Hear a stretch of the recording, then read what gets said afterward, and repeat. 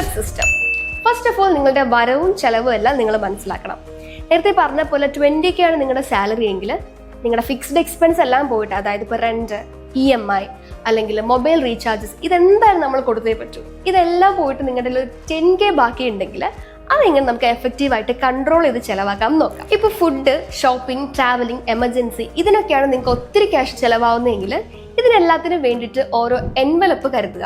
അതായത് ഒരു paper cover, എന്നിട്ട് ഈ പറഞ്ഞവയൊക്കെ അതിൽ ലേബൽ ചെയ്ത് കൊടുക്കുക. ശ്രദ്ധിക്കുക, ഇത് ചെയ്യണമെങ്കിൽ നിങ്ങളുടെ ചെലവിനെ കുറിച്ച് നിങ്ങൾക്ക് ഒരു ഏകദേശ ധാരണ ഉണ്ടായിരിക്കണം. ഇനി ഇതെങ്ങനെ നമുക്ക് എഫക്റ്റീവ് ആക്കാൻ നോക്കാം. ഇപ്പോൾ നിങ്ങളൊരു ഫുഡ് മേടിക്കുവാണെങ്കിൽ ആ ഒരു ഫുഡിന്റെ എൻവലപ്പിൽ നിന്ന് മാത്രം ക്യാഷ് എടുക്കുക. ഇനി ട്രാവലിംഗ് ആണെങ്കിൽ ട്രാവലിംഗിന്റെ എൻവലപ്പിൽ നിന്ന് മാത്രം ക്യാഷ് എടുക്കുക.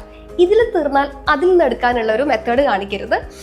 അപ്പോൾ നിങ്ങളുടെ ആ ഒരു എൻവലപ്പിലെ ക്യാഷ് ബാലൻസ് അനുസരിച്ച് മാത്രം നിങ്ങളെല്ലാം പ്ലാൻ ചെയ്യാനും നിൽക്കുക.